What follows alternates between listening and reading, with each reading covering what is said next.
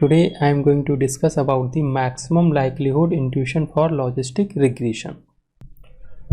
So in our previous video we have discussed about the geometrical intuition for logistic regression, where we calculated this particular equation for our classifier.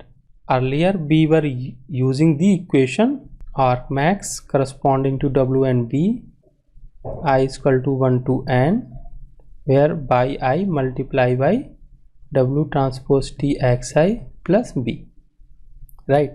And by this particular equation we calculated the P1 and P2 plane, right? These two plane, where P is equal to 0 and we got minus 90 and 1. It means P1 and P2, where P2 is greater than P1, because we need maximum value of this particular equation.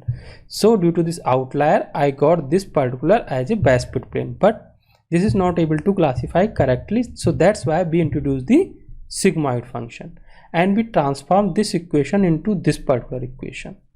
And by this particular equation we calculated again P1 and P2 and we got these two values, where P1 is greater than P2, right? So here if you see here, by I and xi both are known for the training data set and W and B are unknown, so we have to use the different W and B value to get the maximum value of this particular equation, right? So how we can maximize this particular equation? For that we have to calculate the different W and B value, right? So how we can do that? Let's understand that. So for that we have to understand the maximum likelihood. But what is the objective of the maximum likelihood? Objective of the maximum likelihood to find the weight and bias, right? Weight and bias, W and B. That value we will get with the help of maximum likelihood. It means these two value where we get the maximum likelihood, right? Where we get the maximum value of the likelihood corresponding the value of W and B will be your best value to get the best plane. That will categorize the classes perfectly, right? Our objective is to that find a likelihood function first, right? Our objective is that first find the likelihood function and how we can get the maximum likelihood function corresponding to W and B value. That is our objective. So first we will understand what is the likelihood, what is the maximum likelihood, how we can get the maximum value of the likelihood corresponding to W and B value. First we will understand the maximum likelihood. This is the two terms, maximum and likelihood, right? It means maximum value of the likelihood. So first we have to understand the likelihood. So likelihood is found from the joint probability distribution. So we can say this is the likelihood formula, or how we can denote. So Px, x is your all the distribution from 1 to n, and this is your joint probability distribution of all the variables, right? These are known and W is unknown. This is the joint probability. How we can denote the joint probability? Joint probability is a multiplication of the conditional probability, or we can say x W, we can say is a x1 x2 is the multiplication of all the conditional probability. What is the conditional probability of xi? Xi conditional probability would be your P of x1, right? X1 is known, W is unknown. Probability of getting, we can say 1. What is the probability of getting 1 when xi is known? That is the conditional probability. So this way we will calculate corresponding to each samples and then we will multiply, right? This way we will multiply, and that multiplication is equal to your likelihood function. It means likelihood is a multiplication of all the conditional probability of all the samples, right? That is the likelihood function. If you see here, if we will multiply P x1 let W, okay, then multiply P x2, because x1 is a probability, so this would be less than 1 and greater than 0. It will lie here. So this would be like 0 point something. So if we will multiply 0 point something, 0 point something, then we will get floating number. That will not be too much precise, right? So that's why we take log.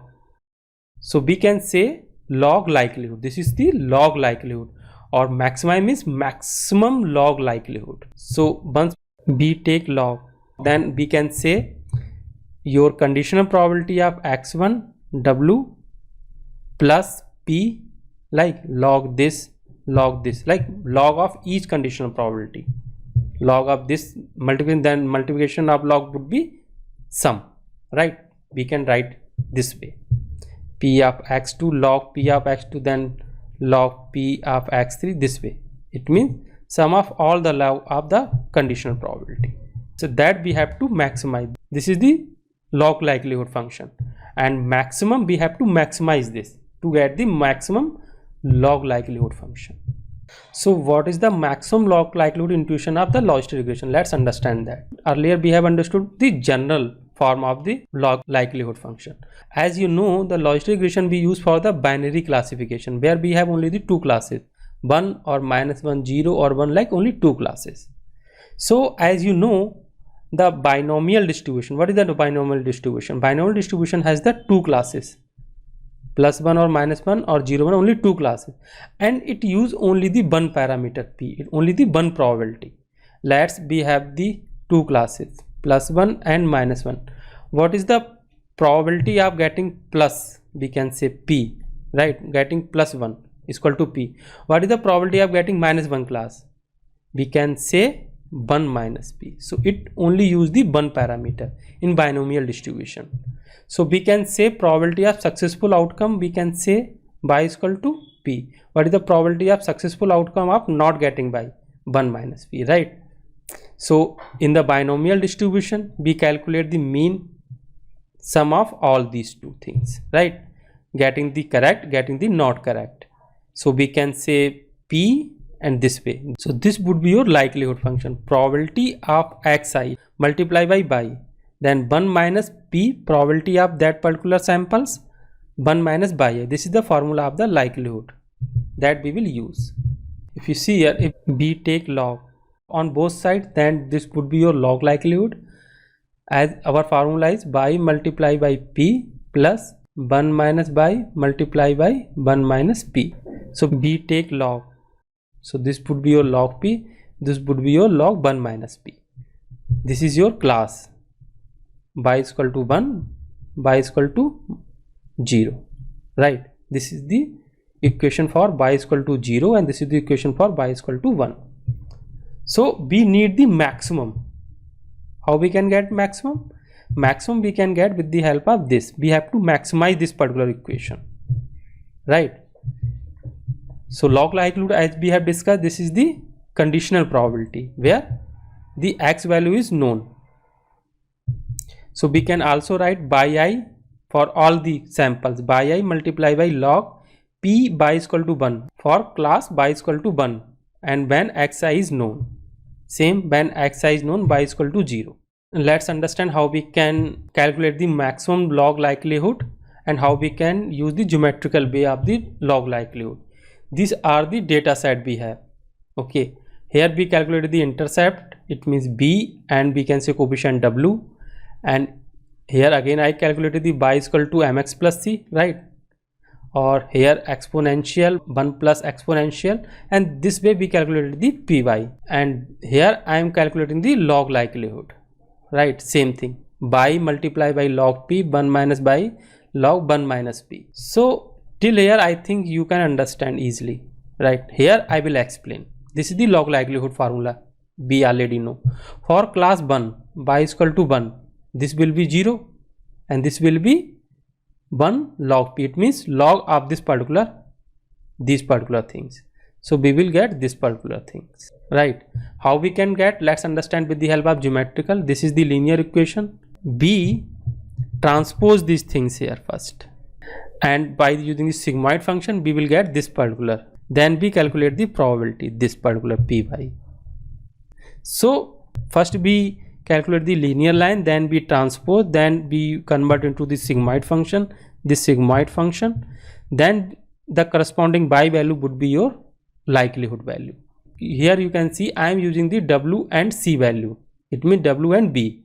If we will use the different w and b, now I am getting this particular line, if I will use different W and B, if you see here I change the intercept and coefficient. Now I get this particular sigmoid function. Once I will change the intercept and coefficient, like earlier I am using this, now I change this, so you can see it is changing, right? If you can see easily, right? So this way we can use the log likelihood to calculate the W and B, at which value I am getting the maximum value of the log likelihood function, because by using the W and B I calculated the log likelihood, and this log likelihood I will use to find the W and B. How we can get W and B? Where we get the maximum value of likelihood, those value which will provide me the best plane or the best squirrel line. Let's understand. If you see here, for W and B I am getting this. If I will change W and B, again if you see different W and B, I am getting the different line.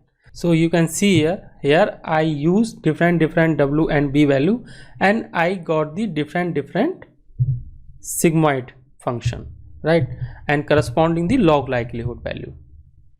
So which W and B value provided me the maximum log likelihood, if you see here, right? So we can say this is the maximum value of the log likelihood. So corresponding W and B will be the best value to get the best plane. How we can get? With the help of log likelihood. First we calculate the log likelihood for the different W and B value. Then we get the what is the maximum value of the likelihood corresponding to the W and B. Those W and B we will use to calculate the best plane. But here again question comes, because W and B, how we can get the W and B different? Here I use the manual way. But W and B we can calculate with the help of gradient descent, or we can say derivative of the log likelihood. That's it from my side for today.